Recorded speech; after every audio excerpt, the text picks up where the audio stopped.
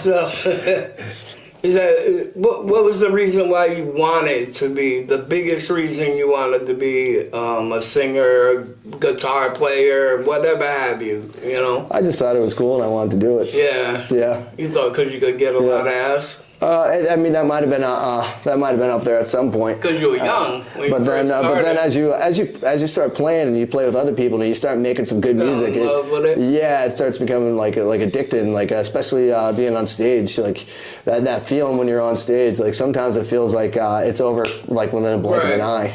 It's like. Rock and roll is wearing the tat. Yeah. They can't see me. Oh man! So, what else have you done in life besides music? Where do you work? Right now, I'm working over at. I'm fixing lasers.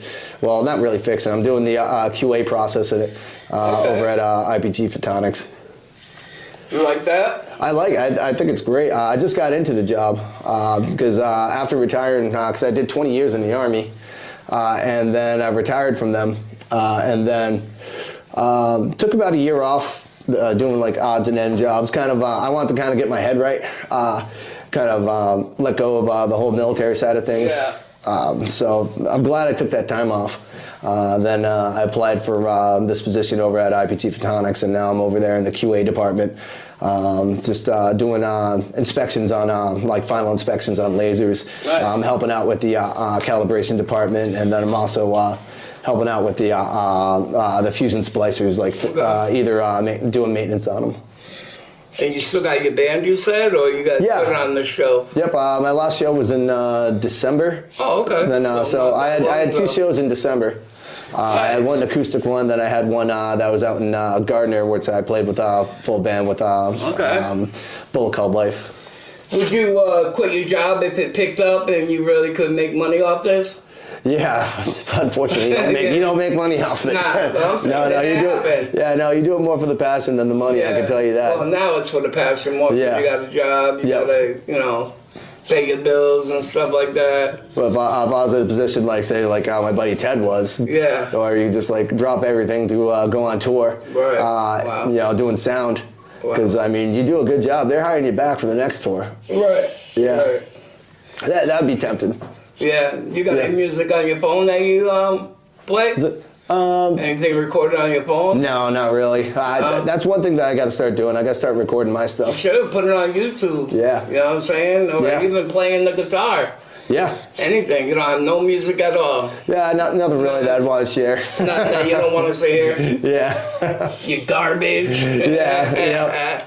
Nah, as long as you practice, my phone's more of like a scrapbook sometimes. Okay. Like kind of like, oh man, I'm not going to remember this if I don't get a recording of it. And then sometimes multiple projects and your unfinished work and stuff. But sometimes you go back in and you listen to it and you're like, wait a minute, I had something there, and you might have a completely different idea than what you originally had, and who knows what's going to happen from it.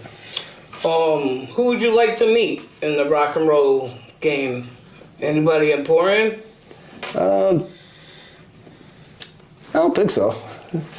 To me, it's like when I meet people, like I like to just like talk to them, and not so much being like, With anybody you'd like to play with? Playing with, that's a whole different story. Yeah. Your top 10 people. I like Justin Chancellor from Tool. Okay. Definitely Danny Carey.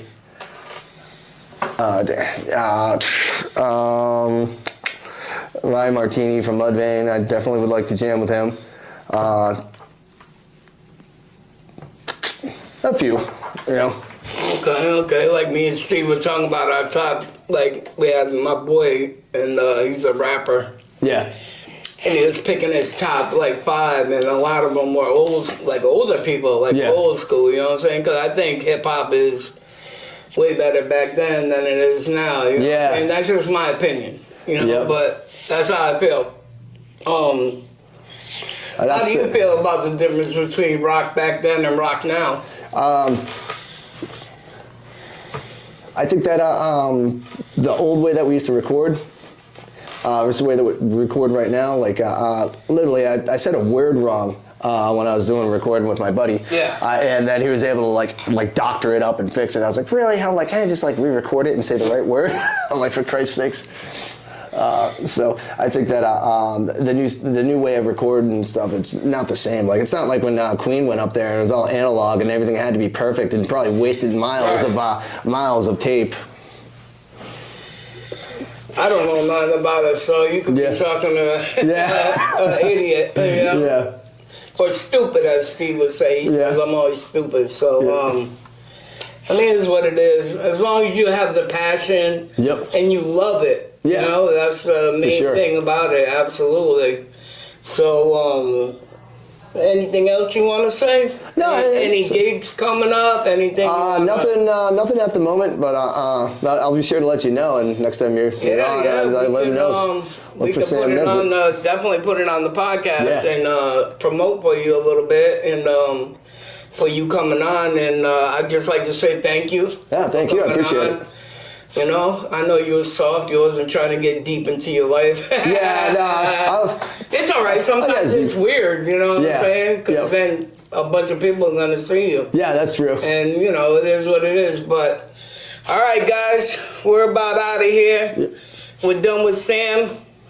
He's got to get out. Yep. He ain't got to go home, though. But you guys can find us anywhere on YouTube and wait for Steve to edit this one.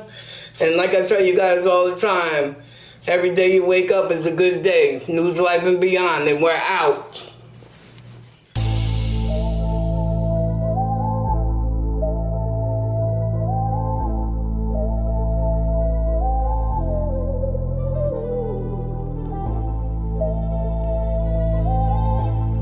News, Life, and Beyond. News, Life, and Beyond. News, Life, and Beyond. New podcast, it's time you tap into it. Real life interviews, focus on your businesses. No propaganda.